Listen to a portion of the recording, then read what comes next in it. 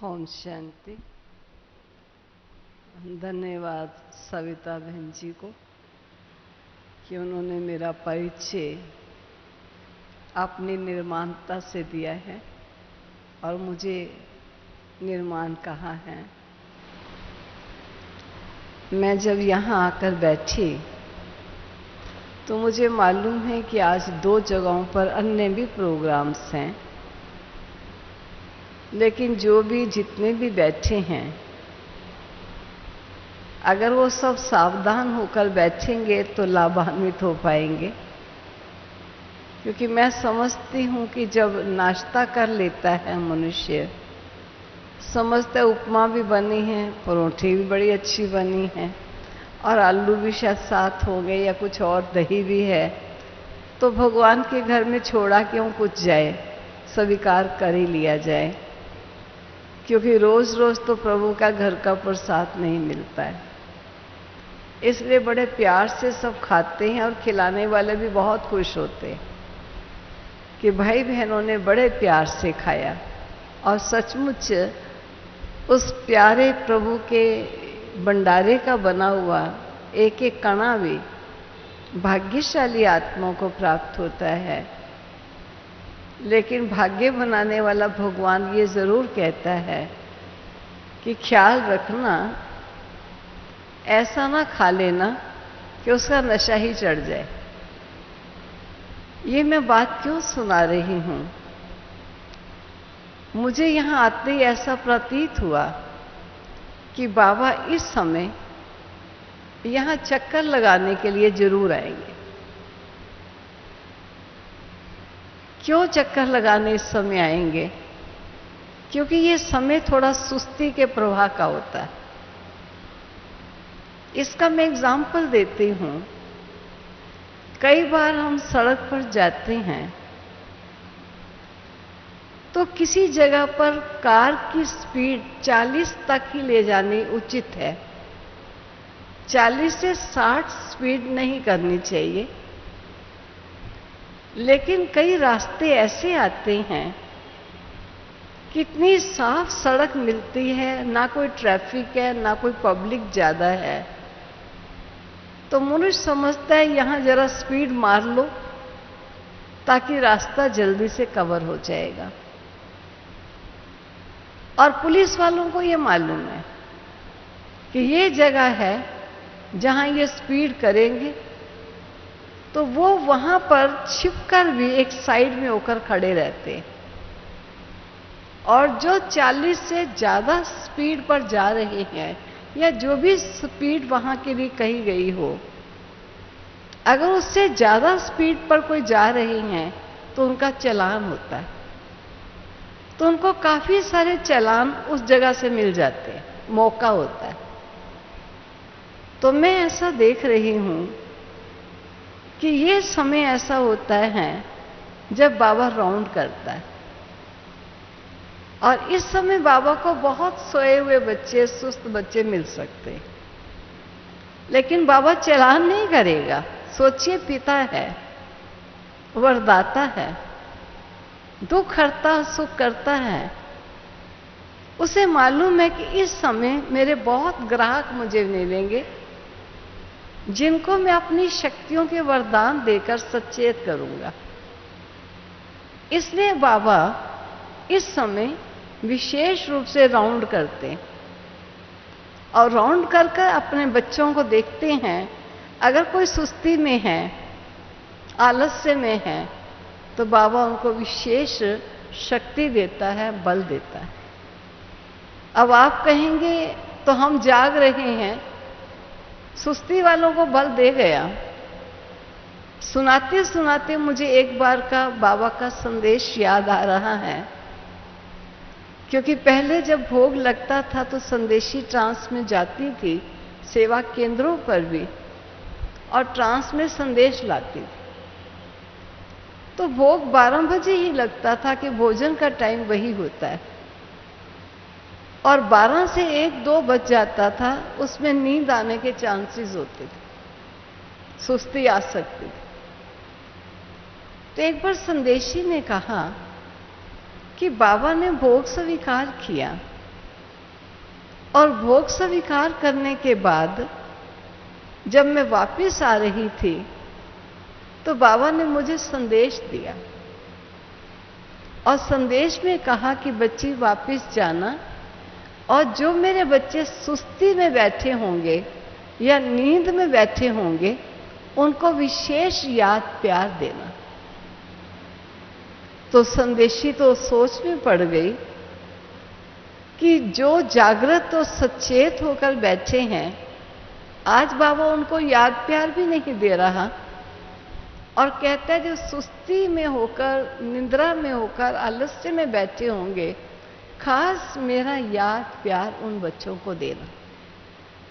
तो संदेशी संदेश सुन के थोड़ी चुप सी हो गई। तो बाबा ने कहा बच्ची क्या सोच रही हो? कहा बाबा मैं कैसे जाकर सुनाऊंगी कि सोने वालों को याद प्यार मिली और आप लोगों को नहीं मिली। बाबा ने कहा बच्ची बाबा क्यों सुस्ती वालों को, सोने वालों को, आलस्य वालों को याद प्यार दे रहा है? क्योंकि वो बच्चे बाबा के पास नहीं पहुंचे हैं, ना तो बाबा को भोग स्वीकार कर पाए हैं और ना बाबा की याद प्यार ले पाए हैं। ऐसे बच्चों को बाबा विशेष रूप से याद प्यार भेज रहा है। लेकिन जो मेरे बच्चे चुस्ती में बैठे हैं, जो मेरे बच्चे सावधान होकर मेरी याद में भोग स्वीकार करा रहे हैं, उन्हें याद प्यार भेजने की मुझे आवश्यकता नहीं है। वो याद दे रहे हैं और मेरे से उसके एवजे में प्यार ले रहे हैं। तो जब वो याद का प्यार ले रहे हैं तो उन्हें याद प्यार क्यों भेजूंगा? भेजूंगा उन्हीं को जो ले नहीं पा रहे। ठीक इसी प्रकार वो खड़े होते हैं पुलिस के सिपाही, रोड के सिपाही, ताकि यहां चालान ज्यादा मिल जाएंगे। लेकिन बाबा को मालूम है इस समय मेरे बहुत से बच्चे ऐसे भी हैं जिनको नाश्ते के बाद थोड़ा रिलैक्स होने का दिल होता है, थोड़ी देर विश्राम मिल जाए, थोड़ी देर आंखें बंद कर लें। सुबह से उठे होते हैं, 4 बजे क्लास में आना तो 3:30 से उठे और माताएं तो इतनी धन्य हैं कि 2 बजे से नहाना शुरू कर देती, कहीं नहाने में कमी ना आ जाए उनकी। तो 2 बजे से जो उठा हुआ है उसको नींद तो आएगी ना।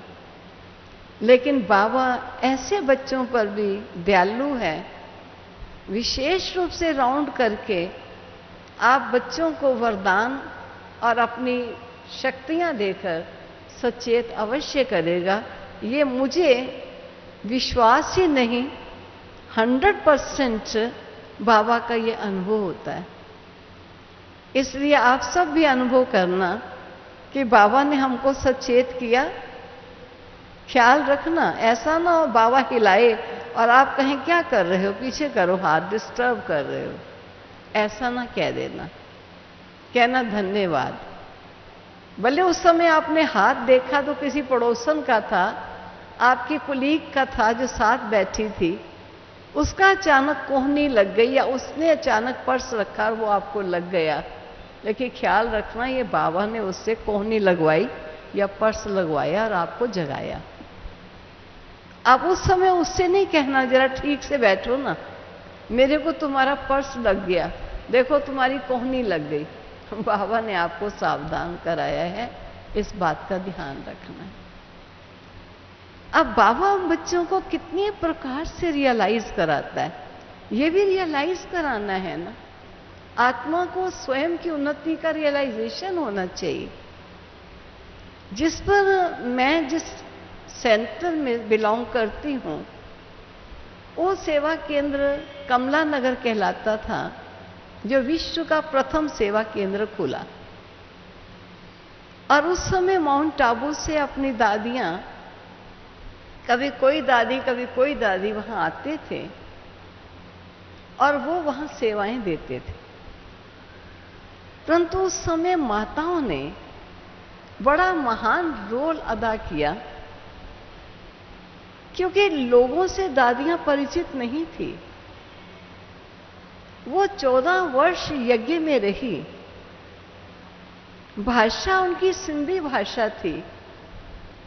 बाबा ने सिंध देश में होने के बावजूद भी उनसे हिंदी में ही बातचीत कराता और सभी बच्चों को हिंदी लिखना पढ़ना सिखाया, क्योंकि ऑलमाइटी को मालूम है कि भविष्य क्या होगा।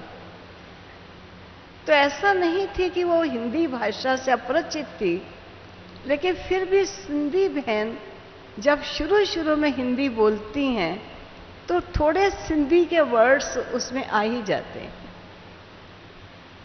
तो शुरू में बहुत माताएं जिन्होंने सेवाओं में बहुत सहयोग दिया।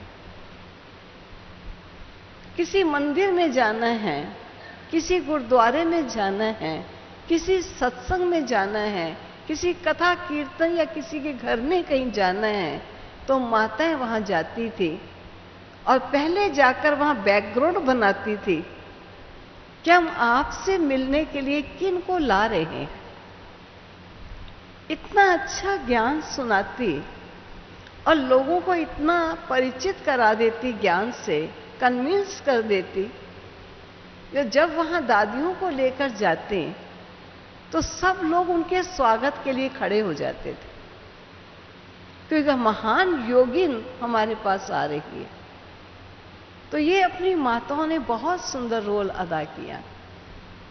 इसलिए बाबा वहां के क्लास का नाम ही रखा हुआ था मुरलीधर की क्लास, क्योंकि कहीं भाषण करना है या कहीं इनविटेशन लेना है या किसी मरने पर किसी के जाना है, तो ये कार्य माताएं ही किया करती थी।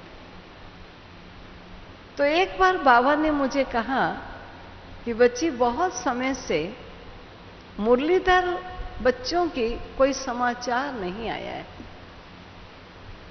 तो बाबा ने खास लिखा कि घर में बैठने वाले मुरलीधर क्लास को बाबा का याद, प्यार और नमस्ते, बस इतना ही लिख दिया। अब ये बहुत बड़ी बात उन लोगों के लिए थी जो बाबा ने आगे टाइटल लगा दिया, घर में बैठने वाली मुरलीधर माताओं को याद, प्यार और नमस्ते।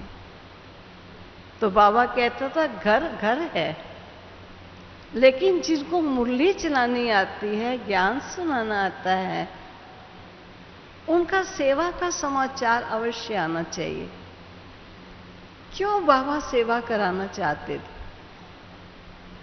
वास्तव में सेवा करने से हम किसी को ज्ञान से परिचित नहीं करते, लेकिन जब किसी की सेवा की जाती है तो हमें स्वयं का दिग्दर्शन होता है कि मुझे ज्ञान का कितना स्पष्टीकरण हुआ है जो मैं किसी को ज्ञान को स्पष्ट कर सकती हूं, या मैं किसी को कह रही हूं कि ये पांचों विकार हमारे महाशत्रु हैं और इन शत्रुओं से स्वयं को बचाकर रखना। तो बोलने वाला आवाज सुनता है। आप सबको मालूम है, समय धीरे धीरे ये बढ़ता गया कि कोई मनुष्य किसी के सुधारने से सुधरता नहीं है। किसी के कहने से कई बार वो बोझिल हो जाता है कि ये हमें क्यों कहते हैं। लेकिन जब मैं किसी को सुनाती हूं तो मैं अपना सुनाना सुन भी तो रही हूं।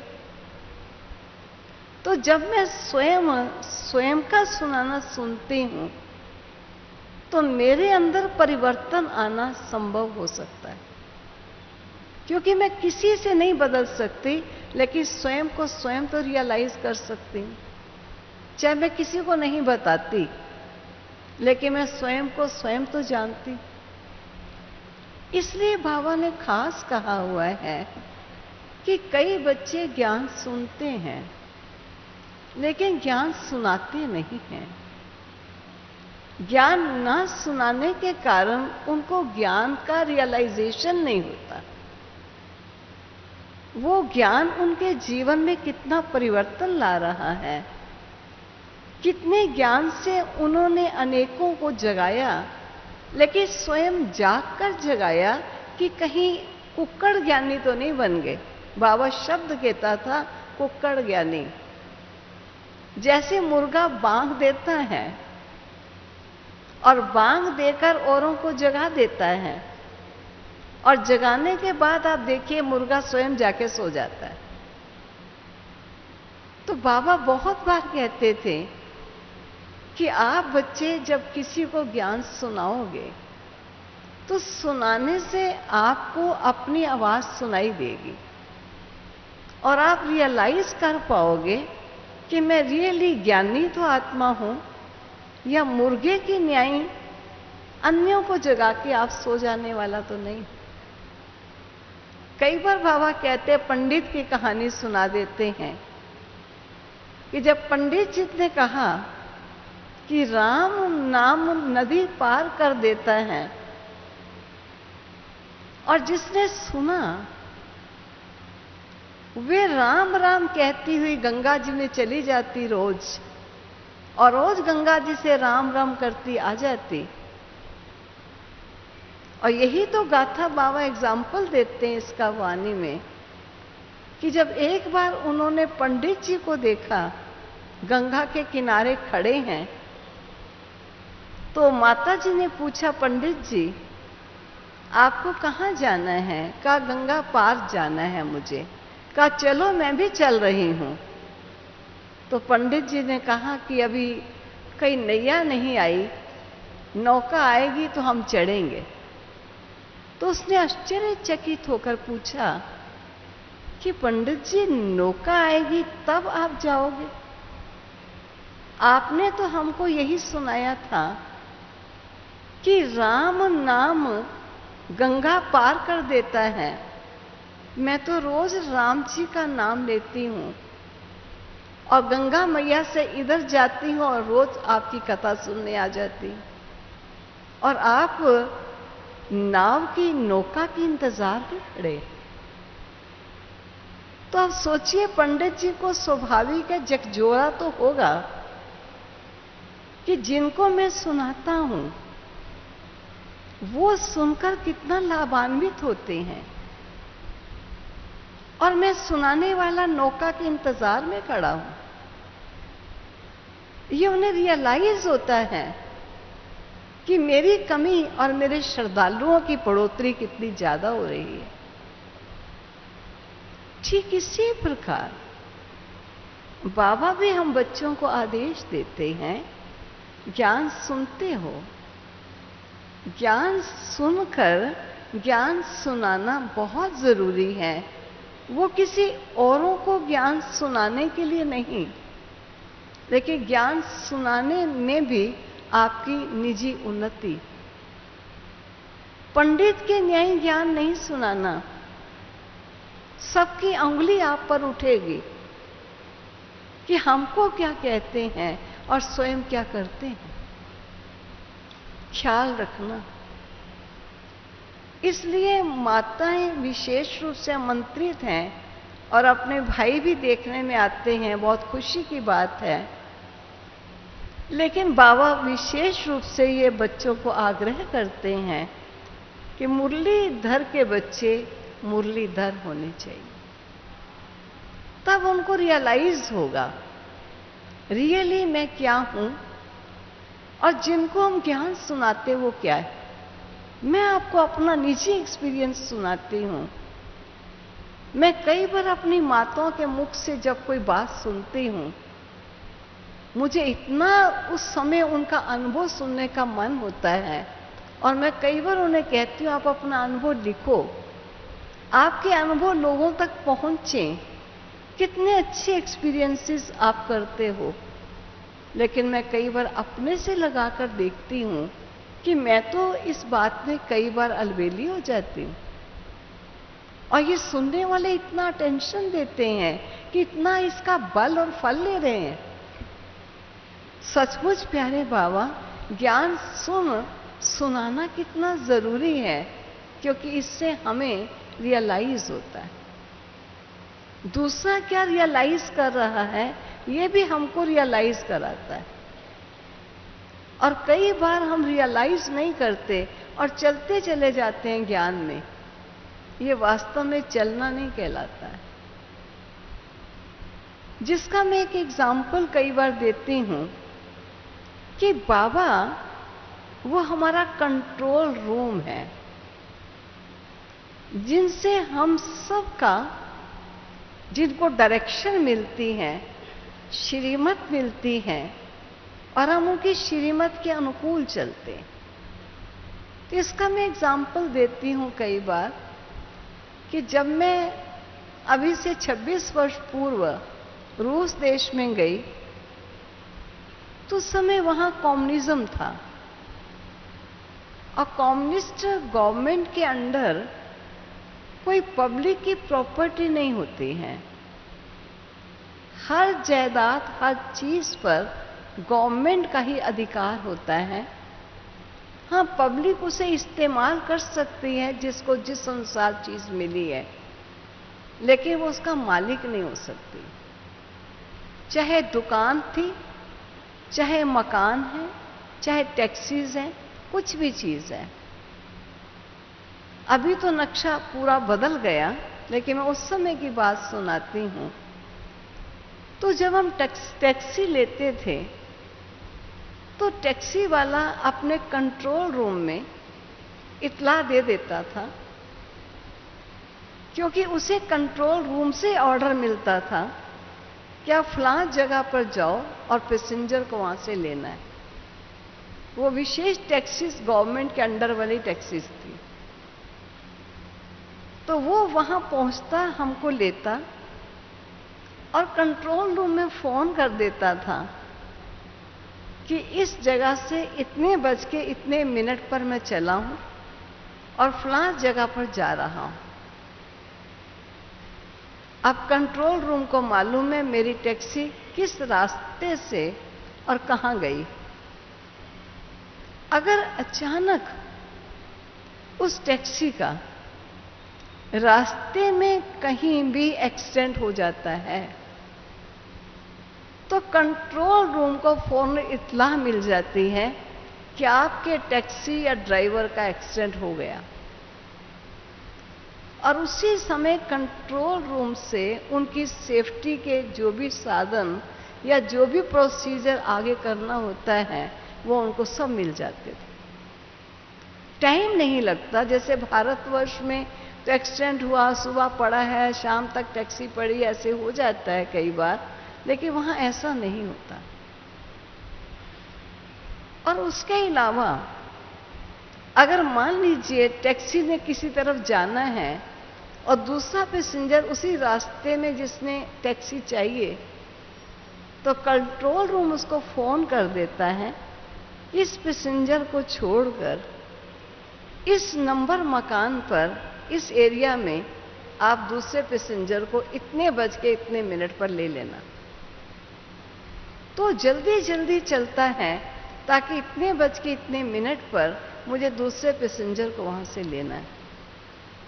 तो मैं इतना ही कहना चाहूंगी कि आज एक टैक्सी भी कोई लेता है तो चालक को कंट्रोल रूम में इत्तला मिलने के कारण उसकी सेफ्टी होती है, उसकी सुरक्षा रहती है, समय पर उसको सहयोग मिलता है, मदद मिलती है, टैक्सी खाली नहीं रहती, कमाई लगातार होती चली जाती है।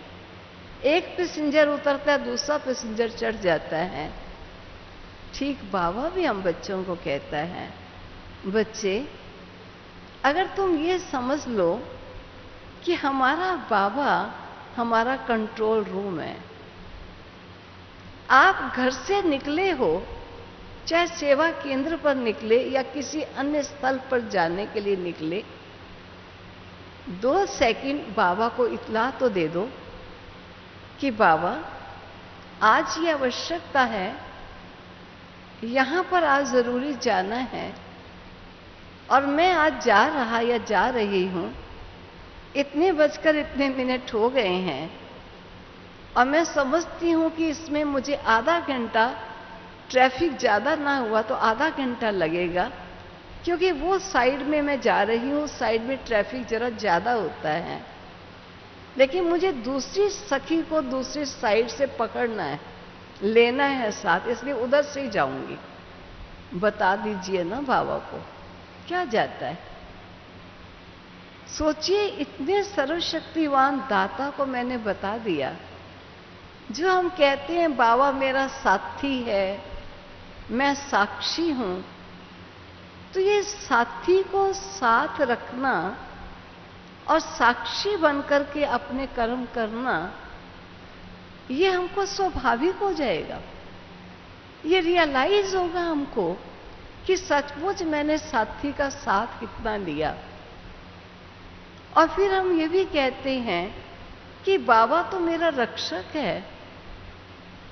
तो जब हमारा बाबा से इतना कनेक्शन, डायरेक्ट कनेक्शन इतना जुटा हुआ होगा, तो सोचिए क्या बाबा हमारी रक्षा नहीं करेगा? क्या पग पग पर वो मुझे अटेंशन नहीं देगा? किस रास्ते पर जाना है या नहीं जाना है, वो भी बाबा मुझे बता देगा। जो बाबा हमको कहता है कि तुम बच्चे लाइट हाउस हो, किसी भी राह भूलने वाले को राह दिखाने वाले हो, भटकने वाले को ठिकाना देने वाले हो, तो क्या बाबा लाइट हाउस नहीं होगा? क्या वो मुझे दिशा निर्देश नहीं करेगा कि इधर जाना है या इधर नहीं जाना है? जो आज हम कहते हैं कि बाबा मेरी मदद नहीं करता, कहता तो है मैं तुम्हारा मददगार हूं, लेकिन हमको बाबा की मदद कितनी महसूसता नहीं आती। कारण क्या है?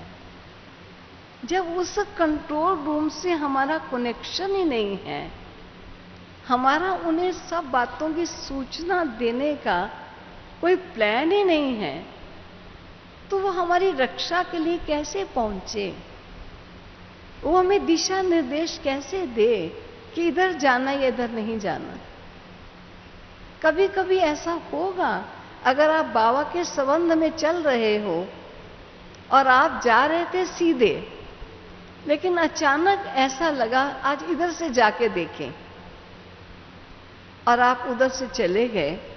किसी एक ने जब पहुंचने पर आपको बताया कि मुझे 1 घंटा लेट होने का पता है, कारण क्या हुआ? मैं उस साइड में चली गई और वहां कोई जुलूस निकल रहा था, रास्ता सारा बंद था, मैं ट्रैफिक में फंस गई। और उस समय आप कहते हो वाह कमाल हो गई। मैं तो अचानक ही उस साइड में नहीं गई, मैंने सोचा चलो आज इस तरफ से जाके देखती हूं। अगर मैं भी चली जाती तो मैं फंस जाती। अब आप अपनी कमाल तो कर रहे हो, अपने गुण तो गा रहे हो, बाबा के गुण नहीं गा रहे हो कि कमाल है बाबा, तुमने मेरा वो रास्ता स्टॉप करके और इस रास्ते में मुझे मोड़ दिया। मैंने तो ऐसा समझा ही नहीं था कि वहां कोई जुलूस होगा और मुझे आज इधर से जाना है। आप कितने रक्षक हो, आप कितने राइबर हो, आप कैसे सुंदर लाइट हाउस हो। तो ये रियलाइज हमको कब होगा? जब हम सूक्ष्म बाबा से जुटे हुए होंगे, तो हम किसी भी महिमा को स्वयं स्वीकार नहीं करेंगे। आज हम थोड़ा सा भी अच्छा हो जाता है तो मैंने किया, और थोड़ा सा खराब कुछ हो जाता है तो बाबा देखता ही नहीं, मदद करता ही नहीं, शिकायत। हम भूल जाते हैं कि हम किसके हैं और किसकी आज्ञा पर चलने वाले हैं। जब इतना बाबा के साथ हमारा कनेक्शन हो जाएगा, क्या ये योग नहीं है? कनेक्शन या रिलेशन या संबंध, बात तो एक ही है ना। तो बाबा बच्चों को कहते हैं पल पल बाबा को नहीं भूलो, और ये बाबा को याद करने के तरीके। मान लीजिए आप कुछ खाना खाने लगे और भोग लगा रहे हो, बाबा को बड़े प्यार से याद कर रहे हो।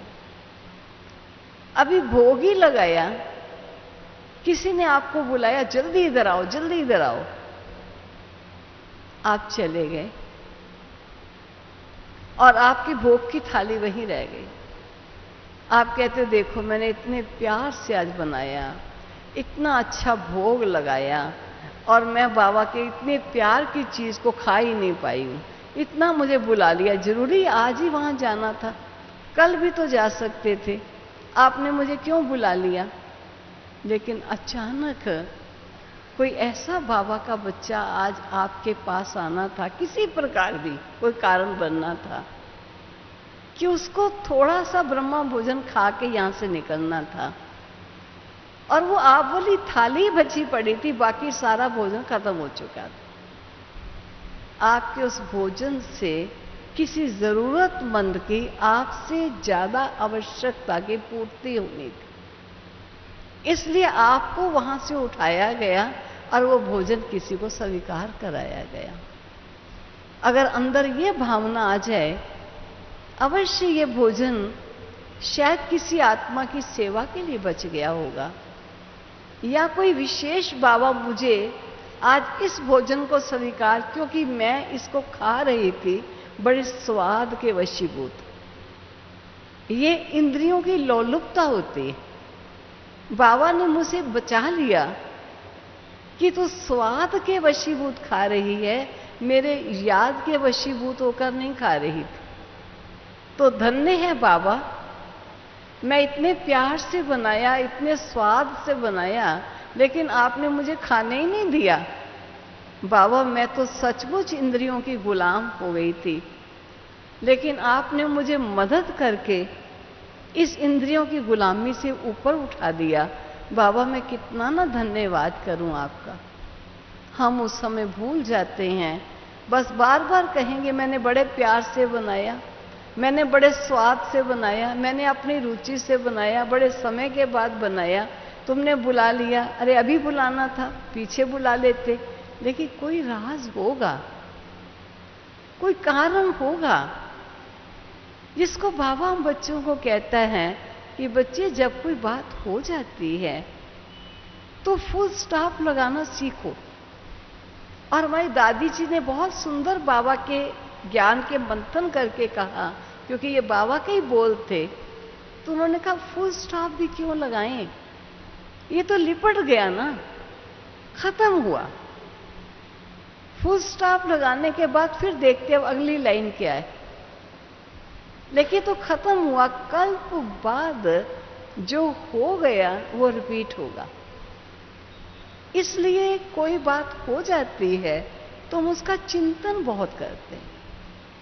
मैं देखती हूं घर परिवार में रहने वालों को, आप सबके लिए बहुत खुशी का मौका है कि आपको सम्मान के लिए इस स्थल पर बुलाया गया। लेकिन आप सब स्वयं को स्वयं समझ सकते हैं कि हम सम्माननीय मूर्त, सम्मान योग्य कितने तक बने हैं। ऐसा नहीं कि आप योग्य नहीं हो, आप योग्य हो, तभी भगवान ने सारे विश्व में से आपको चुना है, आपकी योग्यताओं को देखकर चुना है।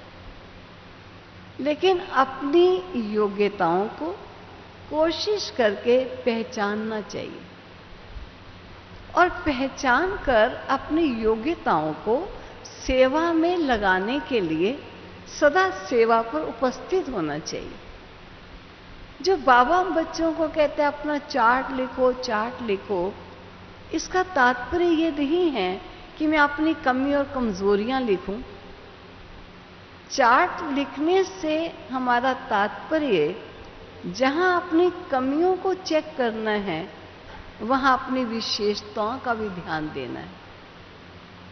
मेरे में कौन सी विशेषताएं हैं, उन्हें मुझे इस्तेमाल करना है, और कौन सी मेरी कमियां हैं जिस पर मुझे अटेंशन देकर कमियों से स्वयं को मुक्त करना है। इसके लिए बाबा हम बच्चों को कहता है कि चार्ट लिखो। और खास बाबा ने कहा है कि ब्राह्मण बच्चे ये ख्याल रखो घर में जहां आप रहते हो, उन हर समय जिनके समीप रहते हो, जिनके साथ आपका उठना बैठना खाना पीना है, उनको ज्यादा ज्ञान न सुनाओ। क्योंकि ज्यादा ज्ञान सुनाएंगे तो उनके मुख से कभी ये शब्द निकल आएगा कि कभी कोई और भी बात है या यही बात करनी है। और कोई यहां तक कह देगा, इनको तो हर समय उपदेश ही इनका सुनते रहो, इन्हें तो कथा ही सुनाते रहना है। बाबा हमको कहता है, ज्ञान अनमोल रतन है, पात्र को देखकर ज्ञान देना चाहिए। अगर ज्ञान के लिए कोई ये कह दे कि आप तो हर समय ज्ञान ही सुनाते रहोगे, ये स्थिति क्यों आए? क्योंकि जिनके साथ उठना बैठना खाना पीना चलना फिरना है, वो हमारी चलन में, हमारे बोल में और हमारे व्यवहार में उस ज्ञान को देखना चाहते हैं।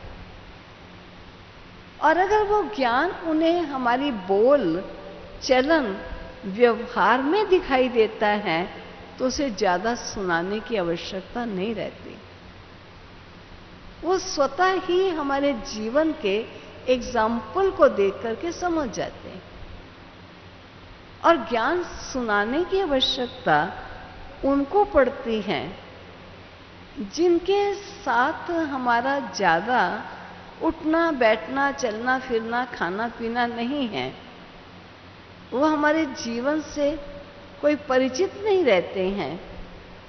ऐसे लोगों को हम ज्ञान सुनाएं। वो आपसे ज्ञान सुन लेंगे, लेकिन परिवार वाले आपसे ज्ञान नहीं सुनेंगे। कई बार हम कह देते हैं किसी को देखकर, कहते दीदी हमको तो लगता है ये आत्मा देवी कुल की है ही नहीं। और कईयों को तो इतना शब्द निकाल देते हैं, ये तो मुझे लगता ही है रावण के कुल की है। सच कहते हैं दीदी, हमने भी इनको देखा है। अच्छी बात तो कभी सुनेंगे ही नहीं, अच्छी चलन को सुनने के लिए भी तैयार नहीं, अच्छे भोजन को खाने लिए भी तैयार नहीं। ये है ही रावण के कुल के। बाबा कहते हैं, तुम सिद्धि पुरुष हो मेरे बच्चे, सर्वशक्तिवान के बच्चे हो। आपके मुख से कभी ऐसा बोल ना निकले जो किसी को अभिशाप के रूप में लग जाए। अगर कोई ठीक नहीं भी है तब भी आप उसके लिए ये ना कहो ये तो रावण की संप्रदाय है, ये तो सचमुच कभी बदलने वाले ही नहीं हैं। बाबा कहते हैं मान लीजिए वो ना बदलेगा तो आप कहने वाले निमित्त बन गए कि इन्होंने कहा इसलिए नहीं बदले। तो जब किसी ने नहीं बदलना तो क्या आप कहकर उसका दोषी क्यों बनते हो?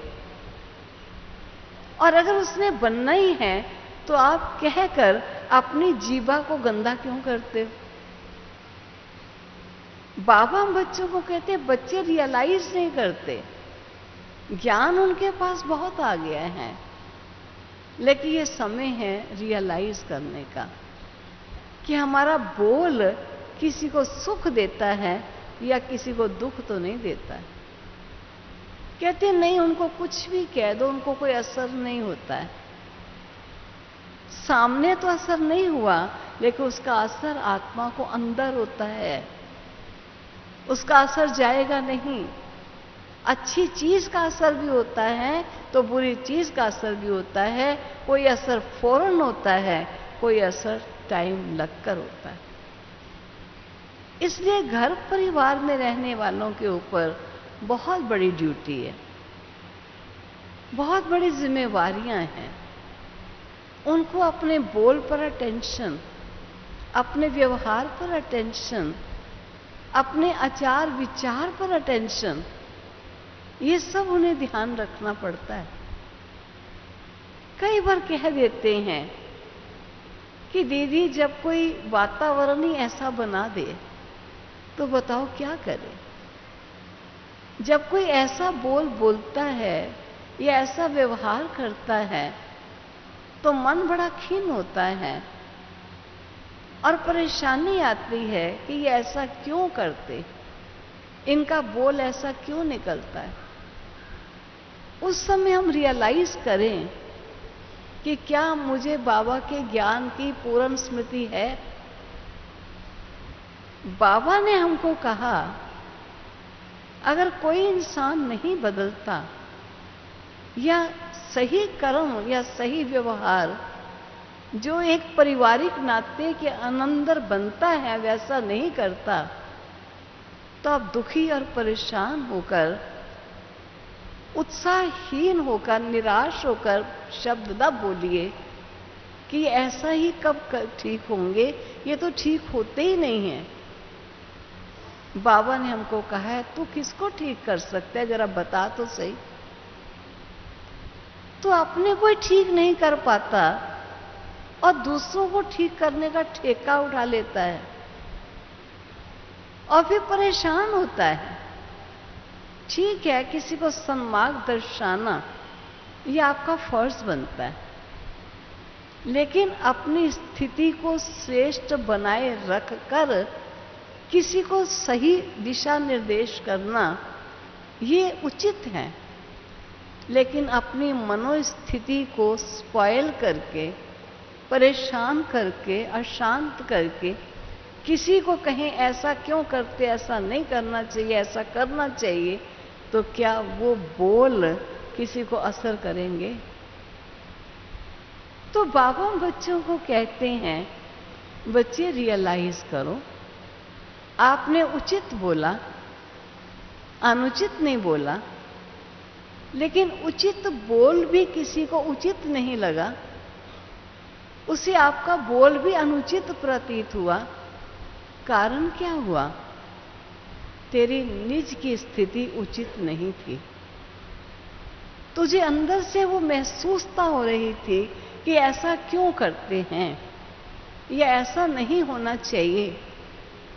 जब आपकी अपनी मनोस्थिति एकाग्र नहीं, अचल नहीं, अडोल नहीं, और आप किसी को सत्य मार्ग दर्शाते भी हो तो आपका बोल उनको असर नहीं करेगा। इसलिए बाबा ने हम बच्चों को कहा हुआ है तेरा परिवर्तन एक इंसान को तो क्या, पूरे विश्व को परिवर्तित कर देगा।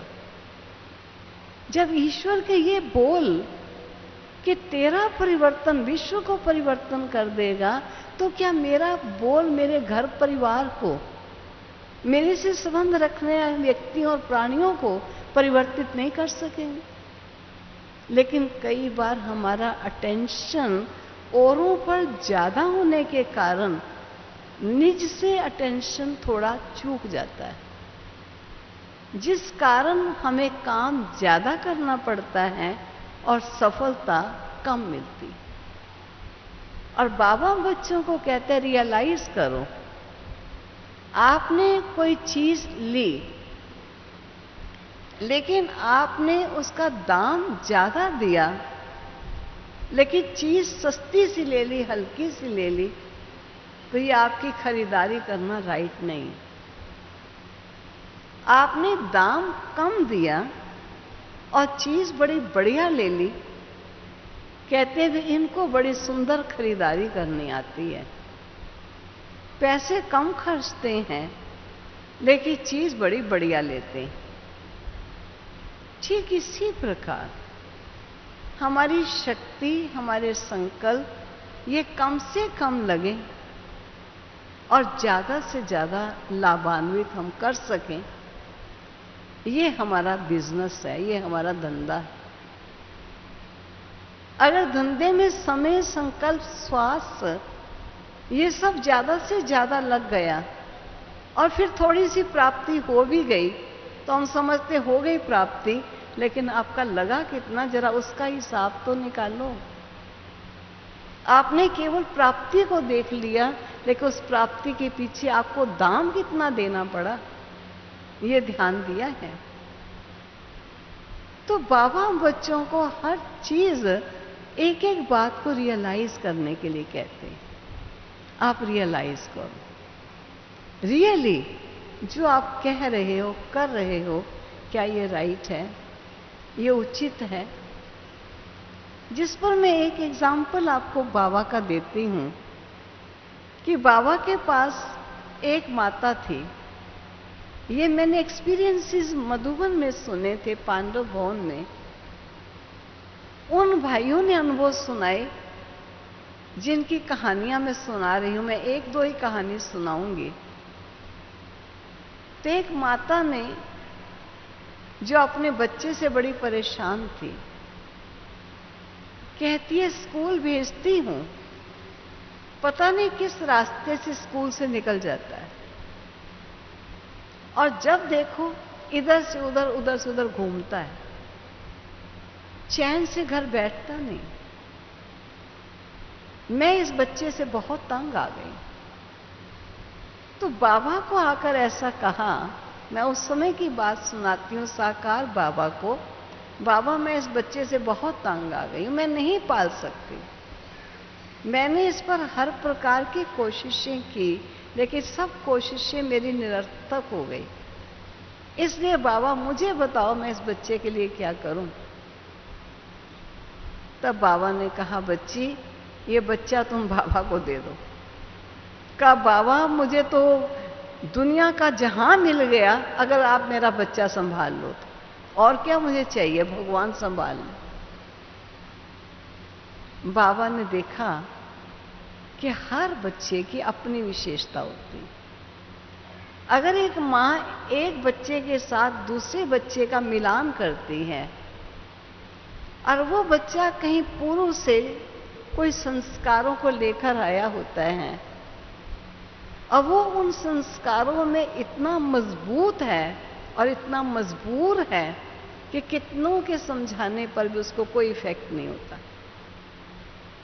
और उसे लगता ही नहीं कि मुझे किसी ने कुछ समझाया है। तो बाबा ने जब वो बच्चा ले लिया और बच्चे की नेचर देखी, पहले उसको उसकी नेचर के अनुसार चलाओ, फिर उसकी नेचर को समझने की कोशिश करो। तो वो पढ़ना जानता नहीं, पढ़ने जाता नहीं, और निकम्मा इधर से उधर घूमता है।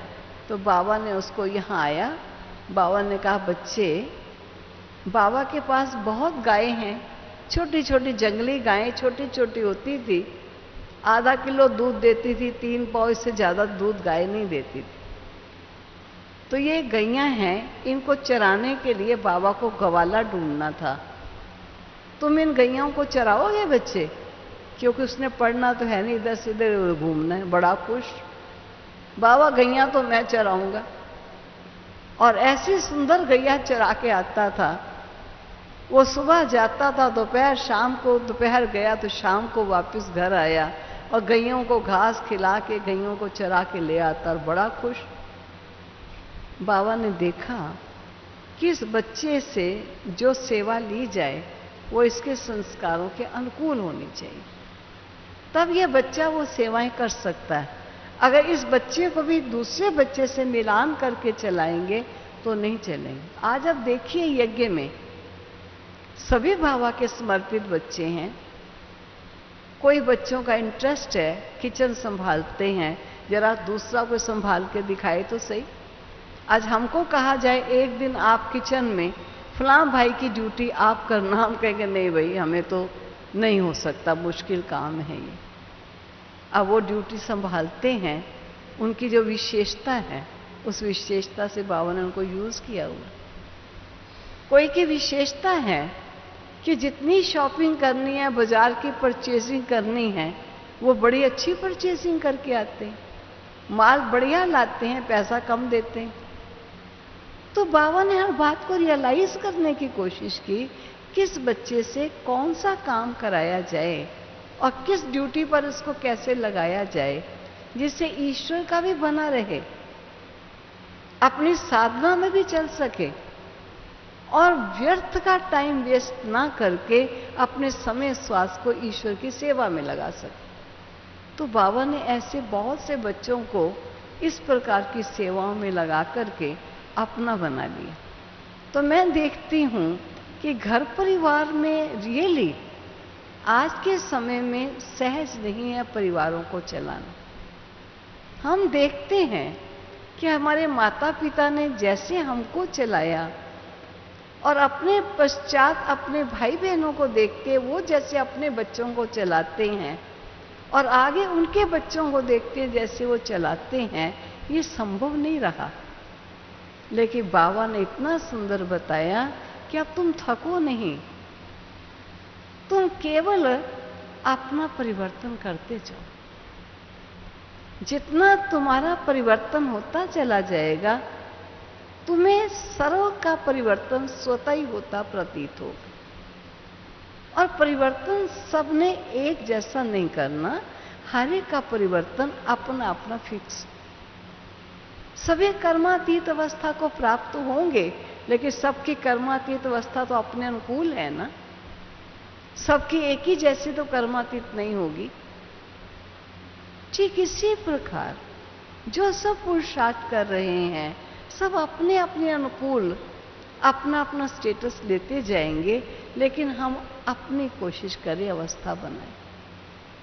आप सोचिए, पत्थर की प्रतिमा जो केवल वरदानी रूप से खड़ी है और वरदान दे रही है, अनेक वो प्राणी जिन्हें जिस चीज की आवश्यकता होती है वो अपनी आवश्यकता की पूर्ति करके वो प्रतिमा से आते हैं कि माँ ने, हमारे इष्ट ने, हमारे देव ने हमारी मनोकामना को पूर्ण कर दिया।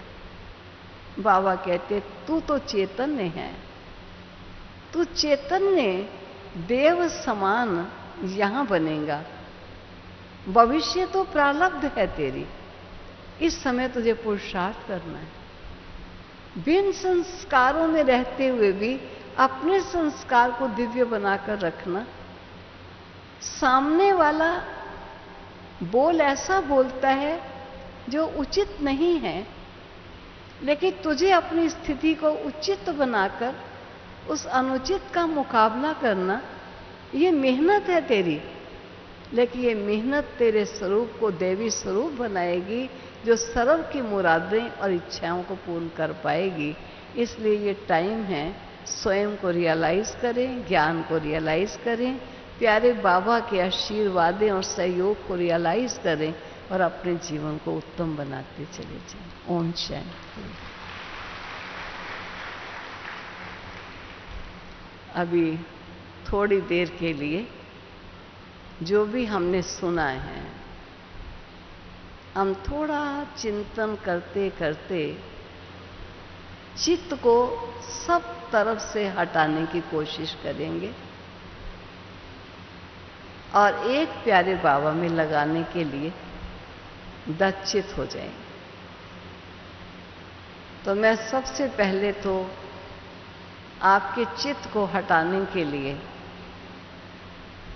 क्या बात कहूं, हटाना कहूंगी तो हटेगा नहीं, हटाना नहीं मैं कहूंगी, आपके चित्त में कौन से विचार चलने चाहिए।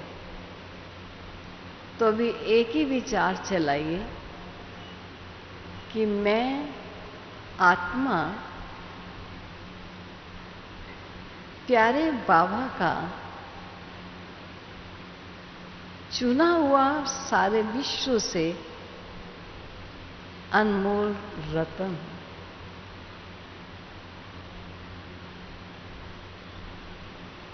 विश्व में बहुत सी आत्माएं जो मेरे से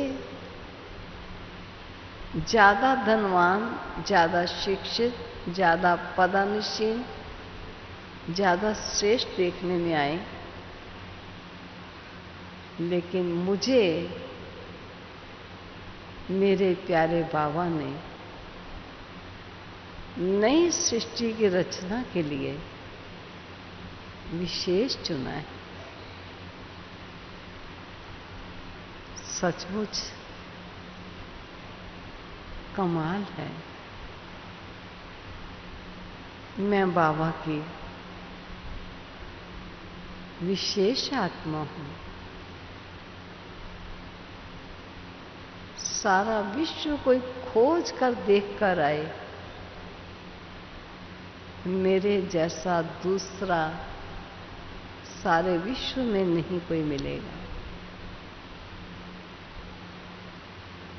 ना मेरी शक्ल जैसा होगा, ना मेरे गुण कर्म और स्वभाव जैसा ही होगा।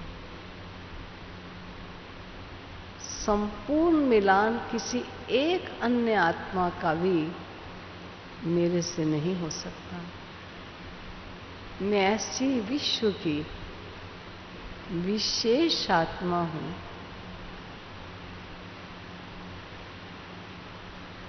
मैं बाबा का हीरो बच्चा हूँ।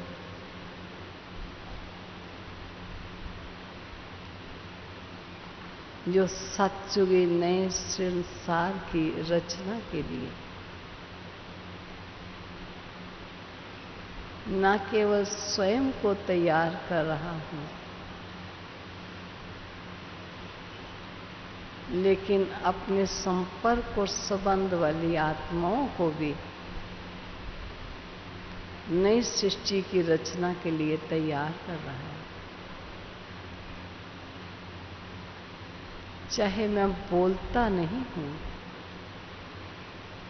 लेकिन मेरी स्थिति के वाइब्रेशंस, मेरे मन के प्रकंपन उन आत्माओं को भी अवश्य बदलते हैं।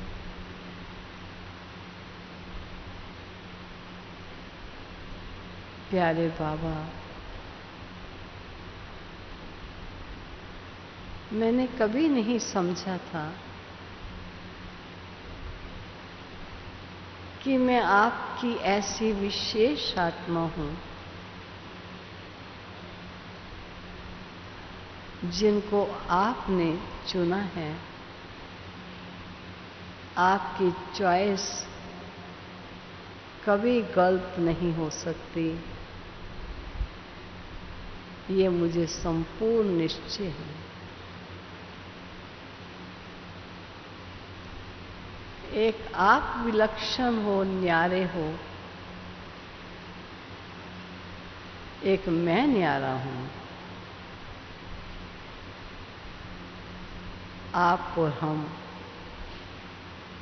दोनों न्यारे हैं।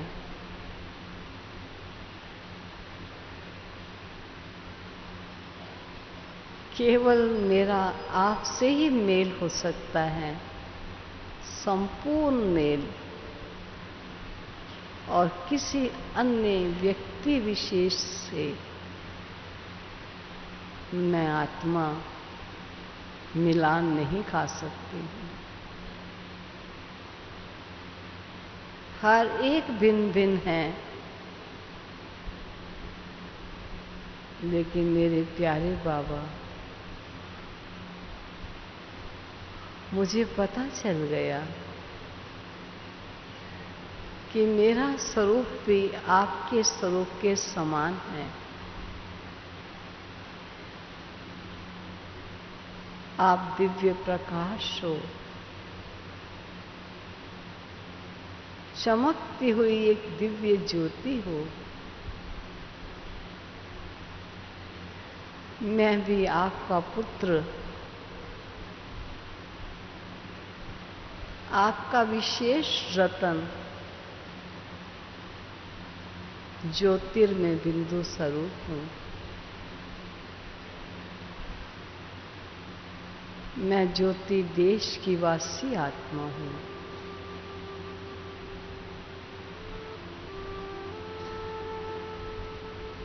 ये मुझे रियलाइज हो गया,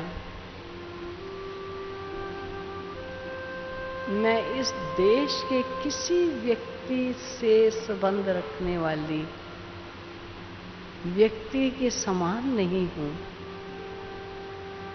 मैं हर एक से भिन्न हूँ, तो मैं यहाँ की वासी नहीं हूँ। मैं तो यहाँ से भिन्न अपने ज्योति देश परम धाम की निवासी हूँ।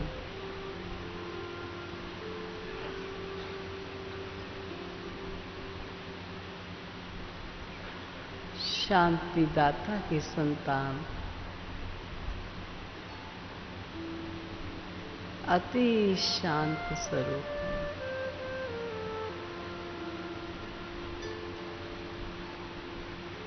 कुछ क्षणों के लिए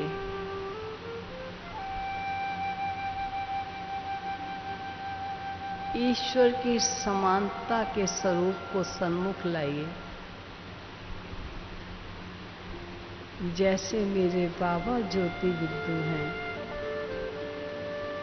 ऐसे मैं भी ज्योति बिंदु स्वरूप आत्मा हूँ।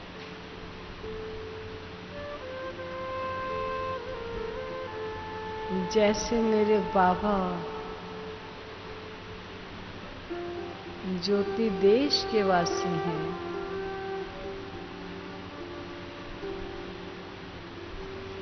मैं भी ज्योति देश की निवासी प्यारे बाबा की संतान हूँ।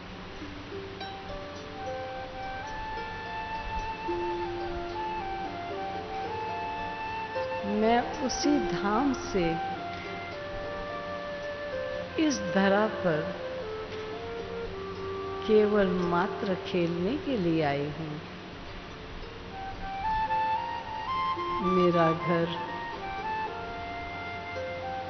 शांति का देश है, पवित्रता का देश है, ज्योति का देश है।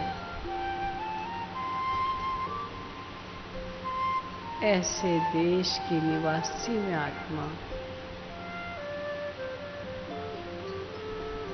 अपने ज्योति बिंदु प्यारे बाबा के सन्मुख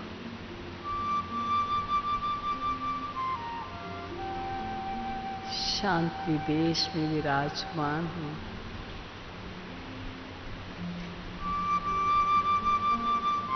और इस सच्चे घर का सुखद आनंद लेती हुई प्यारे बाबा की सन्मुखता को प्राप्त कर मैं धन्य धन्य अनुभव कर रही हूँ।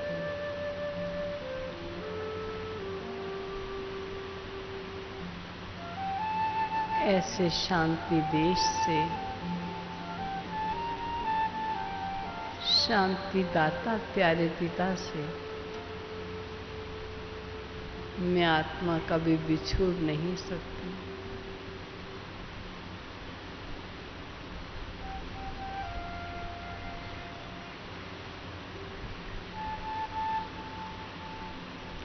सदा सन्मुखता का सच्चे प्यार संबंध और दुलार का अनुभव करती हूँ।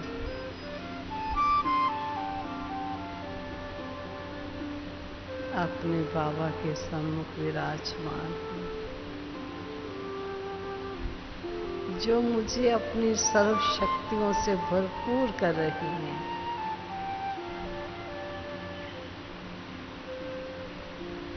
मुझ बच्चे को अपने साथ जुड़ाकर मेरे समानता के स्वरूप को मुझे अनुभव करा रहे हैं।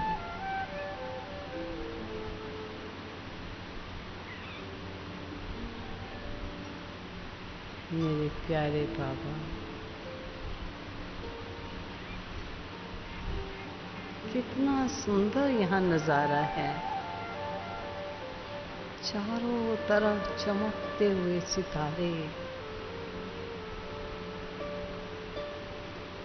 और यही चमकता दिव्य सितारा मेरे प्यारे बाबा इस प्रकाश के वतन में, शांति के देश में मैं शांत स्वरूप आत्मा बाबा के सम्मुख विराज हूँ।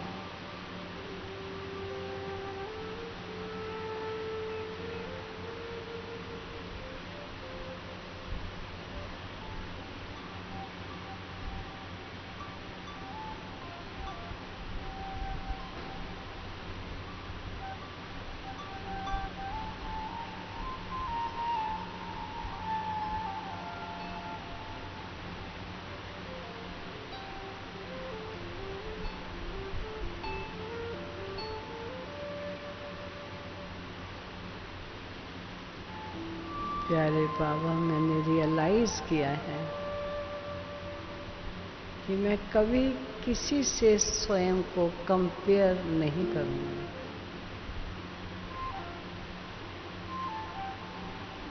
कभी किसी की ऊंचाई और नीचाई के प्रभाव से प्रभावित नहीं होंगी। हर आत्मा का सृष्टि रूपी मंच पर अपना अपना पार्ट है।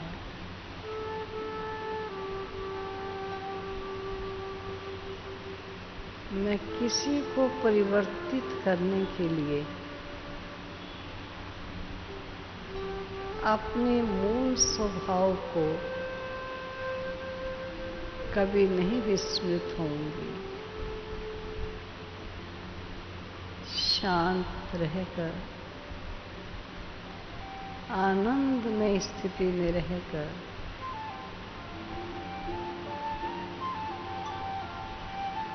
प्रेम से भरपूर होकर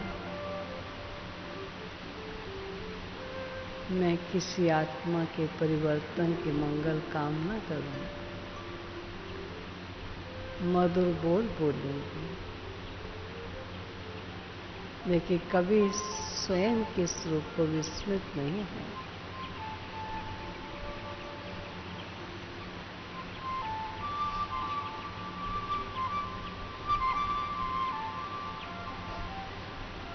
मैं सबके रोल को देखते हुए साक्षी दृष्टा बन उनके पार्ट को देखूंगी, लेकिन अपने ज्ञानिष्ठ रोल को कभी भूलूंगी नहीं। मैं शांत स्वरूप हूँ, पवित्र स्वरूप हूँ, आनंद स्वरूप हूँ, सुख स्वरूप।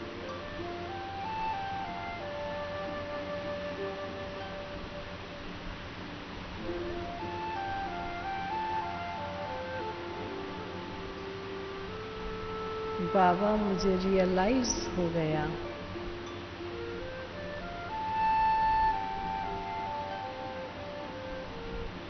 मैं किसी को परिवर्तित नहीं कर सकती। पूरे विश्व को परिवर्तन करने का ठेका आपका है, मेरा नहीं है।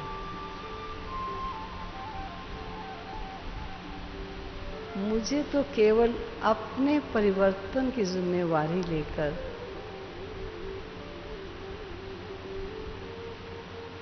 आपके निर्देशानुसार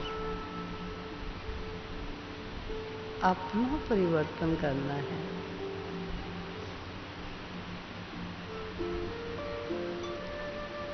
अपने परिवर्तन से आपके वचनानुसार मैं सारे विश्व का परिवर्तन करूंगी। ऐसी जिम्मेवारी का उत्तरदायित्व उठाते हुए मैं आत्मा बहुत हर्षित हूँ बाबा, बहुत प्रसन्न हूँ प्यारे बाबा।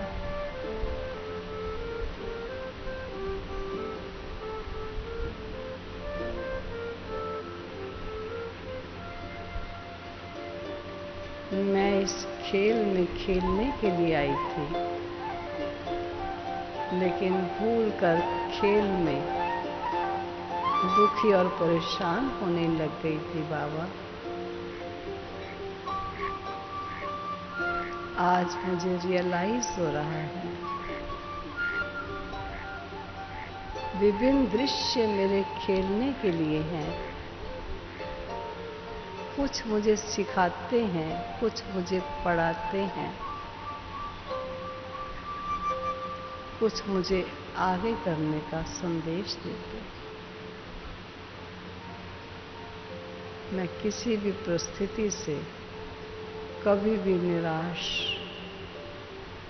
हताश और उदास नहीं हूँ।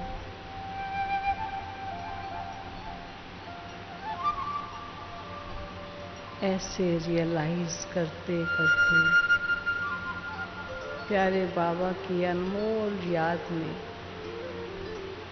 प्यार भरी याद में कुछ समय के लिए खो जाइए।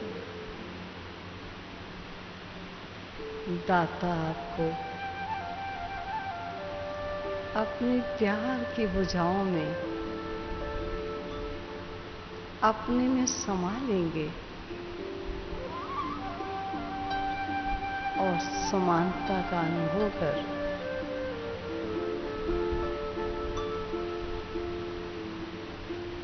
सभी को समान बनाने की सेवा में तत्पर हो जाए।